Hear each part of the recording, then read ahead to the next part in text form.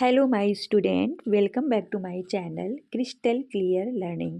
तो आज हम डिस्कस करेंगे ड्रिल मेथड के बारे में, जो कि आपका DElEd second semester English subject का जो क्वेश्चन है। ड्रिल मेथड मतलब लेसन नंबर 1 है और इसी में सारे मेथड दिए हुए हैं जो आपको एक एक करके पढ़ने हैं। मैं आपको ऑलरेडी 2 मेथड करा चुकी हूँ, grammar come translation method and direct method. आज है आपका ड्रिल मेथड।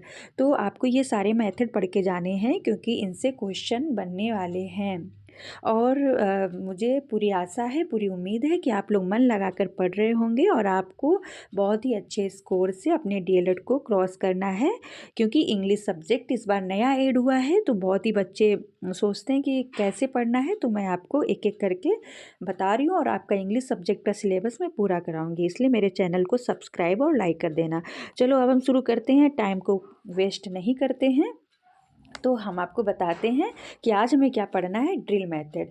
तो what is drill method? Drill method क्या होता है, हाउ मैनी टाइप्स, इसके प्रकार कितने होते हैं और इसका उदाहरण क्या होता है। क्योंकि हम किसी भी चीज़ को समझते हैं तो हमें सबसे पहले उदाहरण की ज़रूरत, एग्जाम्पल की ज़रूरत महसूस होती है, क्योंकि हमें चीज़ें एग्जाम्पल से बहुत अच्छे से समझ में आती हैं। तो चलो हम देखते हैं।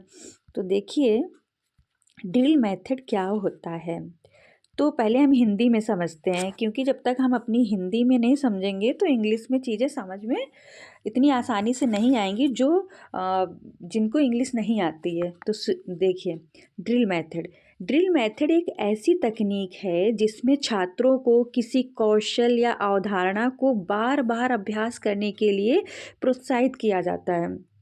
मतलब इसमें अगर बच्चा होता है, अगर हम उसको कोई चीज़ पहली बार सिखाते हैं तो उसको बार बार उसको रिपीट करने के लिए कहते हैं, बार बार उसको दोहराने के लिए कहते हैं। शिक्षक मतलब कोई सेंटेंस बोलेगा तो उसे बार बार उसको दोहराने के लिए कहेगा, उसको अभ्यास करने के लिए कहेगा। तो ड्रिल मेथड का सिंपली आप ये भी कह सकते हो कि ड्रिल मेथड का मतलब होता है अभ्यास करना, प्रैक्टिस करना, किसी चीज़ को दोहराना। जैसे एग्जाम्पल देखो इसका, example teacher this is a bag. Teacher ने क्या कहा, दिस इज अ बैग। तो स्टूडेंट क्या कहेंगे, this is a bag, this is a bag, उसको रिपीट करेंगे। तो फिर उनको उनको बोलने में एक्यूरेसी अच्छी हो जाएगी, उनका प्रोनाउंसिएशन अच्छा हो जाएगा।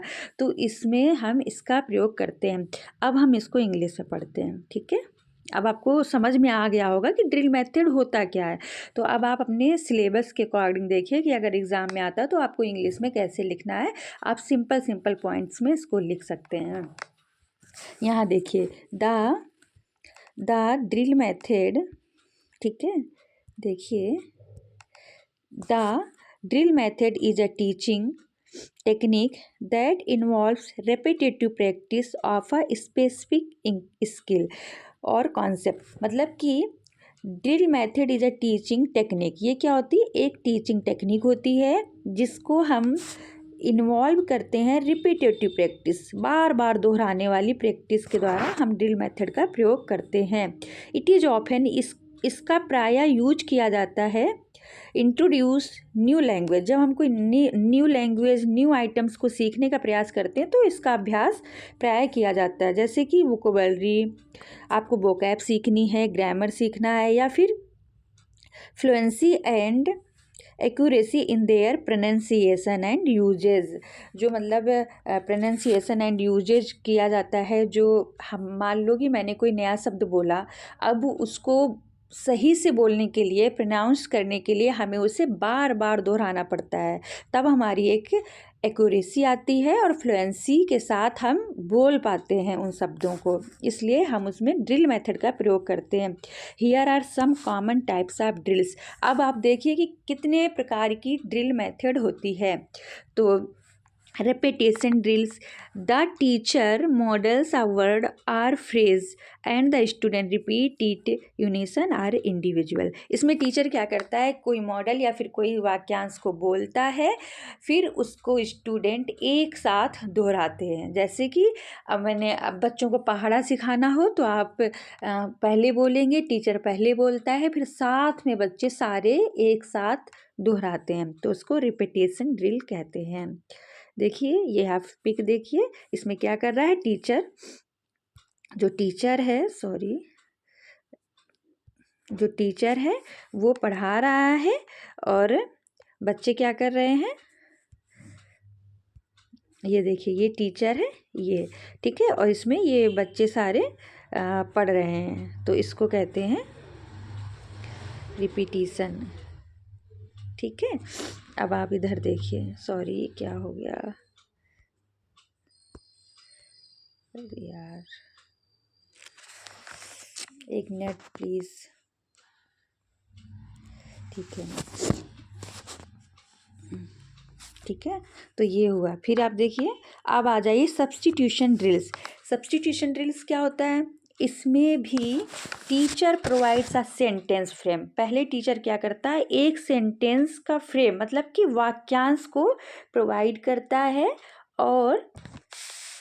और फिर क्या होता है कि फिर छात्रों से एक शब्द या वाक्यांश को दूसरे शब्द या वाक्यांश से बदलने को कहता है।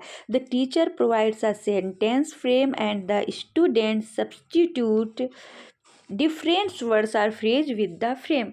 मतलब कि इसमें शिक्षक एक वाक्यांश बोलता है, फिर छात्रों से एक शब्द या वाक्यांश को दूसरे शब्द या वाक्यांश से बदलने के लिए कहता है। तो ये होता है सब्स्टिट्यूशन ड्रिल्स। फिर आप ये देखिए question answer drills. The teacher ask question and the student provide the correct answer. इस तरीके से भी ड्रिल मेथड का प्रयोग किया जाता है क्वेश्चन आंसर के द्वारा, कि हम पहले क्वेश्चन करें फिर उससे हम बच्चे उसका आंसर देते हैं रिपीटेड। तो इसमें भी अभ्यास होता है, इसलिए ड्रिल मेथड का प्रयोग इसमें भी किया जाता है। Transformation drills. The teacher provides a sentence and the student transform it into a different grammatical form. Example affirmative to negative. मतलब अगर बच्चे से पूछा जाए कि दिस इज अ बैग, अगर टीचर ने कहा दिस इज अ बैग, तो टीचर उससे कहेगा कि आप इसको निगेटिव सेंटेंस में चेंज करके बोलिए। तो स्टूडेंट कहेगा this is not a bag. तो इसमें क्या होता है, अफर्मेटिव या निगेटिव सेंटेंस में बच्चों को बोलना होता है। तो इसको हम ट्रांसफॉर्मेशन ड्रिल कहते हैं। तो drills can be conducted in various ways. मतलब जो ड्रिल्स होती है वो बहुत सारे मेथड्स में उसका यूज किया जा सकता है, इंडिविजुअली या बच्चों को अकेले या फिर स्मॉल ग्रुप्स के साथ या उनको पेयर्स के साथ। They can also be incorporated into games. जो गेम्स वगैरह होते हैं इसमें भी हम इस ड्रिल मेथड का प्रयोग करके स्टूडेंट को एक्टिविटीज़ में इंगेज कर सकते हैं। Advantage of the drill method.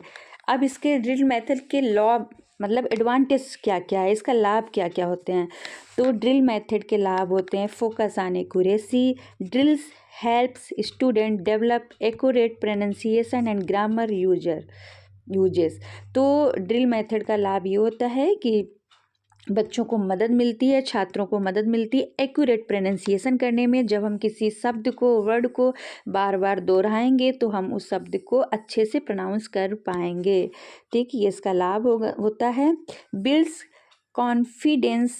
Receptive practice can boost student confidence in using the target language. ठीक है, तो इसमें क्या होता है,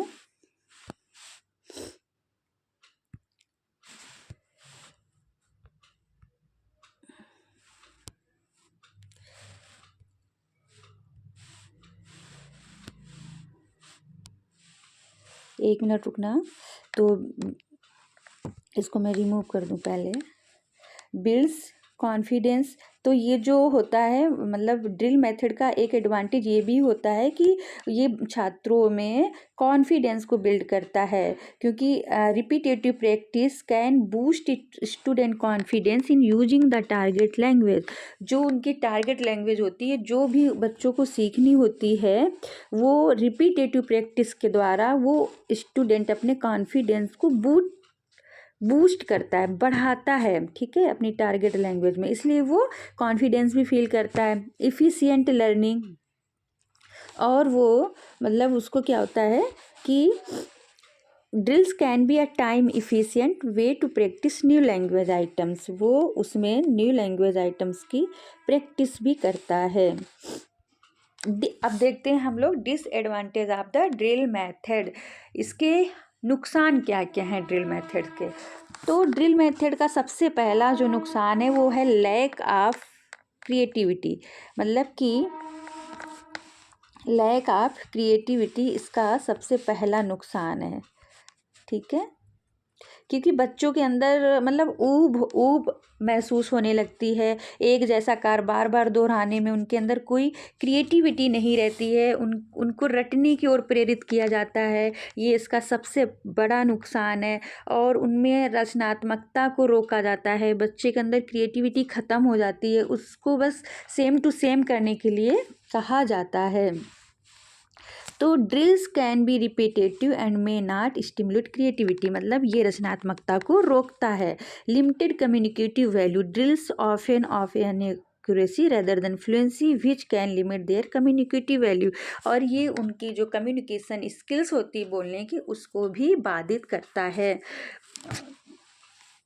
तो ये मतलब एक तरीके से इसका नुकसान है कि ये उनको उनके पोटेंशियल को और वो जो अच्छा कर सकते हैं उसको रोकता है, उनको ऊब महसूस होती है। If not use carefully drills can become monotonous, monotonous मतलब उबाऊ बन सकती है ये। ठीक है, ये मोनोटोनस मतलब ये उबाऊ बन सकती है। ठीक है, ये देखिए यहाँ पे आए मोनोटोनस, मोनोटोनस मतलब ये उबाऊ बन सकती है। ठीक है, तो इफ़ नॉट यूज केयरफुली, यदि हम इसका सही से प्रयोग नहीं करते हैं तो ये मोनोटोनस हो सकती है, स्टूडेंट इससे डीमोटिवेट हो सकते हैं। तो ओवरऑल हम क्या कह सकते हैं कि ड्रिल विधि का प्रभावी ढंग से उपयोग करने के लिए अभ्यास छात्रों की क्षमता के अनुरूप कराना चाहिए। ठीक है, इसे खेल या गीत के रूप में प्रस्तुत करना चाहिए। तो आई होप आप सबको मेरा ये वीडियो समझ में आया हो, आप सबको ड्रिल मेथड से रिलेटेड जितनी भी प्रॉब्लम्स हों वो सारी आपको समझ में आ गई हों। अगर आपको मेरा वीडियो अच्छा लगा हो, मेरी मेहनत अच्छी लगी हो तो प्लीज़ लाइक एंड सब्सक्राइब ज़रूर करिएगा। Thank you for watching my video.